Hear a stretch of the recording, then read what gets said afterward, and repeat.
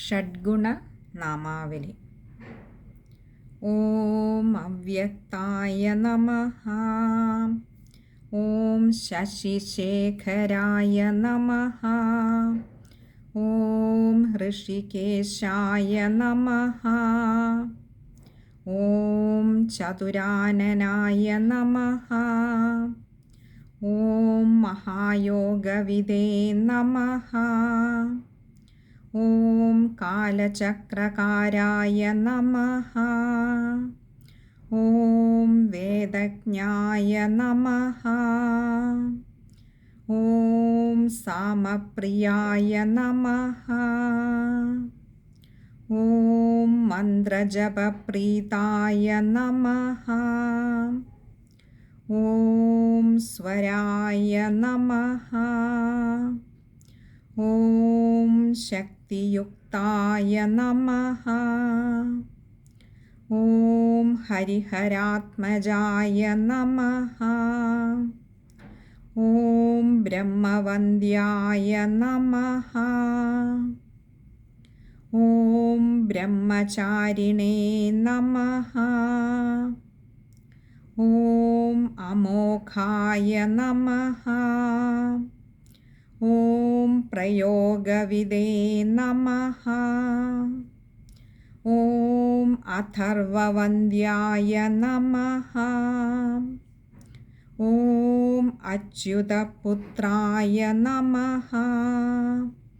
ॐ अव्यक्तमूर्तये नमः. ॐ घोराय नमः. ॐ अनन्तगुणदायिने नमः. ॐ ग्रन्थकाराय नमः. ॐ महात्मने नमः.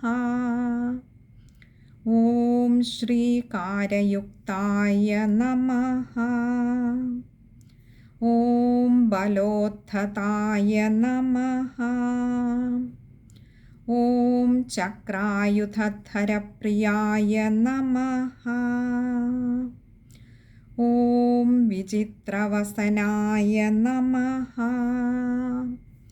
ॐ अलङ्कारविहीनाय नमः. ॐ गर्ववर्जिताय नमः. ॐ देववन्दिताय नमः. ॐ महर्षिसेवितपादाम्बुजाय नमः. ॐ दिव्यनृत्तादिघोषासेविताय नमः. ॐ ऋग्वेदादिवेदघोषरताय नमः.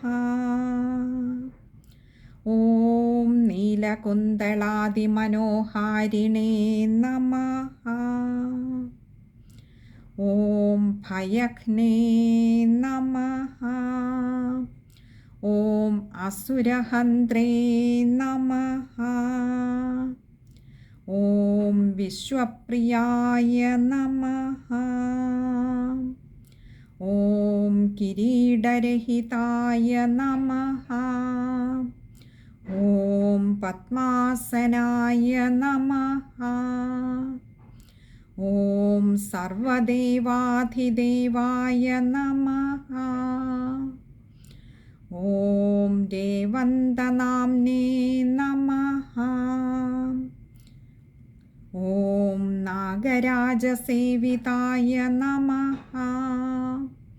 ॐ कामचारिणे नमः. ॐ प्रभापतये नमः. ॐ भूताधिपाय नमः.